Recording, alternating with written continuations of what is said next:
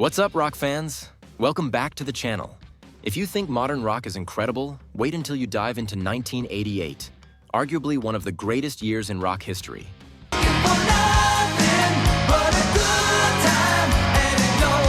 This was the year that gave us legendary albums, breakthrough hits, and songs that are still cranking through speakers today, 37 years later. From hair metal reaching its peak to alternative rock bubbling under the surface, 1988 was a pivotal moment when rock music was exploding in every direction. Today, we're counting down the 10 best rock songs from that incredible year. Tracks that defined a generation and continue to inspire musicians today. So, crank up your speakers, hit that subscribe button, and let's rock back to 1988. But first, let me know in the comments. What's your favorite rock song from the late 80s? Number 10. Great White, Once Bitten, Twice Shy. This blues rock powerhouse proved that 1988 wasn't just about flashy hair metal. Sometimes the best approach was raw, honest rock and roll. Originally written by Ian Hunter, Great White's version became the definitive take on this classic. Jack Russell's raspy vocals brought incredible soul and grit to the track.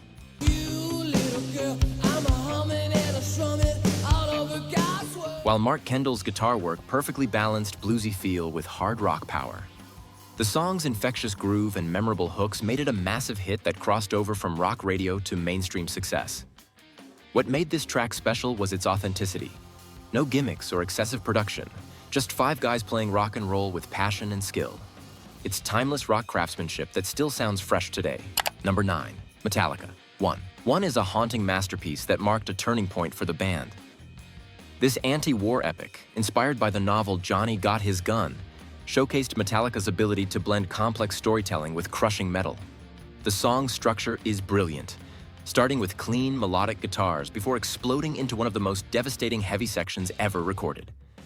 James Hetfield's vocals tell the story of a soldier who loses his limbs, sight, hearing, and ability to speak, creating one of metal's most powerful narratives.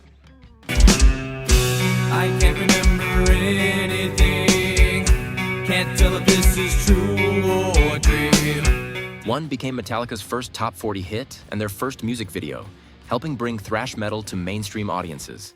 The guitar solos by Kirk Hammett are absolutely legendary, and Lars Ulrich's drumming perfectly captures the chaos of war. This track proved that metal could be both brutally heavy and deeply emotional. Number 8. Def Leppard, Pour Some Sugar on Me. Pour Some Sugar on Me is quite possibly the most recognizable arena rock anthem of the decade. Though Hysteria was released in 1987, this track became a massive hit in 1988, showcasing the band's incredible resilience. What makes this song extraordinary is the story behind it. Recorded after drummer Rick Allen lost his arm in a car accident, the band's determination to continue created something magical.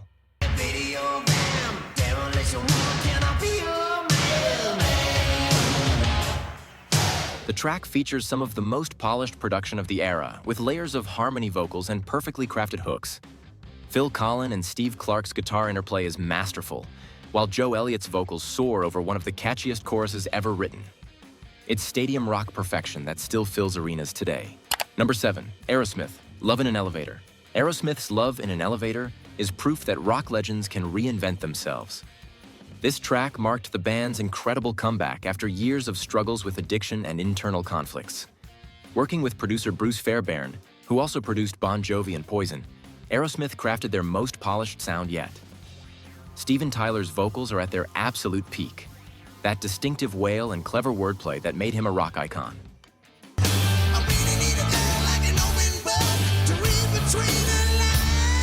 Joe Perry's guitar work is sublime, mixing his classic blues rock style with 80s production techniques. The song's playful lyrics and infectious groove made it a massive MTV hit, introducing Aerosmith to a whole new generation while satisfying longtime fans. This track proved that with sobriety and focus, these rock veterans could compete with any of the younger bands dominating the charts. Number 6. Van Halen, Finish What You Started. Van Halen's Finish What You Started is a perfect showcase of why the Sammy Hagar era deserves more respect. This track demonstrates Eddie Van Halen's incredible versatility, moving beyond his trademark tapping technique to explore country and blues influences. The song features one of Eddie's most underrated solos, blending rock, country, and blues in a way that only he could pull off. Come on, baby, finish what you started. I'm incomplete. Sammy Hagar's vocals bring a different energy than David Lee Roth. More melodic and mature, fitting perfectly with the band's evolving sound. Alex Van Halen's drumming is particularly impressive here, and Michael Anthony's bass work provides the perfect foundation. This track showed that Van Halen could experiment with different styles while maintaining their signature power and technical excellence. Number 5. Guns N' Roses. Sweet Child O' Mine. Sweet Child O' Mine is a song that launched 1,000 guitar players. This track perfectly captured the raw energy and danger that made Guns N' Roses the most exciting band on the planet in 1988. What started as a simple guitar exercise by Slash became one of the most recognizable riffs in rock history. The story goes that Slash was just warming up when he played that iconic opening, and the rest of the band started jamming along.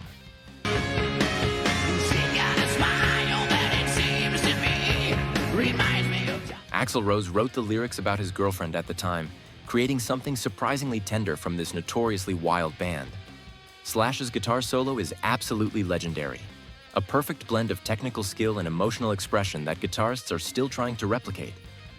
Axl's vocal range on this track is incredible, from gentle verses to those soaring high notes that defined a generation. The song became their first #1 hit and proved that dangerous rock and roll could still conquer mainstream radio. Number 4. Living Colour. Cult of Personality. Living Colour's Cult of Personality is a track that broke barriers and redefined what rock music could be in 1988. This song proved that heavy rock could be intelligent, political, and culturally relevant while still being absolutely crushing. Vernon Reid's guitar work on this track is phenomenal, mixing metal, funk, and jazz influences in ways that nobody had attempted before.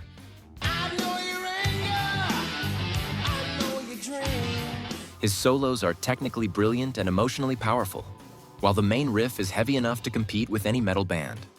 Corey Glover's vocals tackle heavy subjects like political manipulation and media control, making this one of the most socially conscious rock hits of the era. The rhythm section of Will Calhoun and Muzz Skillings brought a groove that was unique in rock music.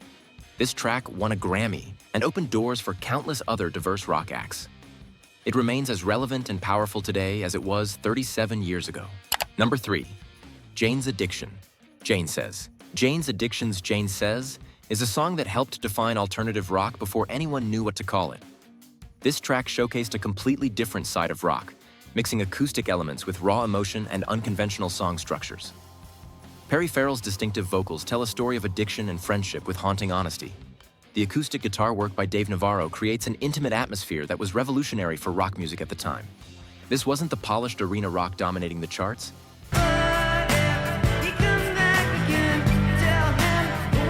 This was real, vulnerable, and completely authentic.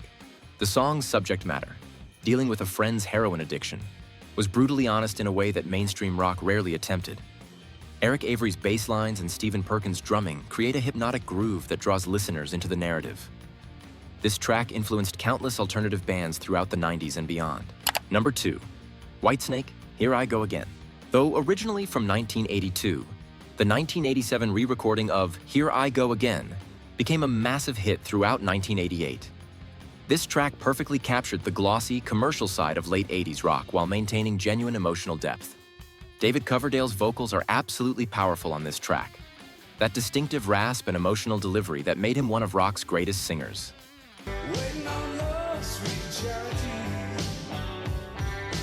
The guitar work by John Sykes on the recording, and later Adrian Vandenberg in videos and tours, brought a perfect blend of technical skill and melodic sensibility. The song's theme of perseverance and self-reliance resonated with millions of listeners. That iconic music video featuring Tawny Kitaen and classic cars became an MTV staple and helped define the visual aesthetic of late 80s rock. The track showcased how British hard rock could be adapted for American audiences without losing its essential power and emotion. And coming in at number 1 is Iron Maiden, Seventh Son of a Seventh Son. Seventh Son of a Seventh Son is an 8.5-minute epic that represents the absolute peak of the band's creative powers. This conceptual masterpiece showcased everything that made Iron Maiden legendary. Bruce Dickinson's vocals on this track are simply incredible, ranging from whispered mysticism to soaring operatic heights. The story, based on folklore about Seventh Sons having supernatural powers, allowed the band to explore complex themes while delivering crushing metal.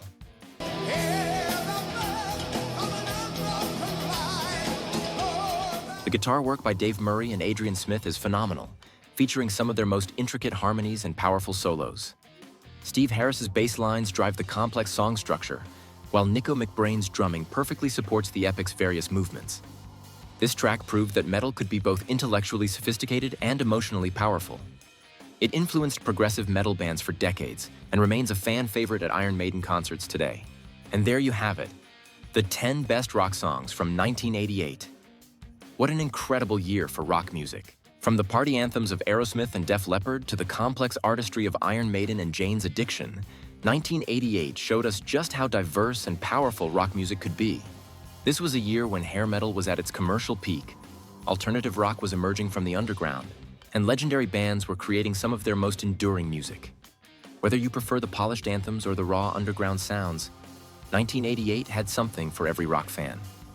These songs continue to influence musicians today, and you can hear their impact in everything from modern metal to alternative rock. They represent a time when rock music was fearless, experimental, and absolutely vital to popular culture. What do you think of our list? Did we miss your favorite 1988 rock song? Let us know in the comments below, and don't forget to like this video if you enjoyed our trip back to one of rock's greatest years. Subscribe for more rock history content, and keep on rockin'.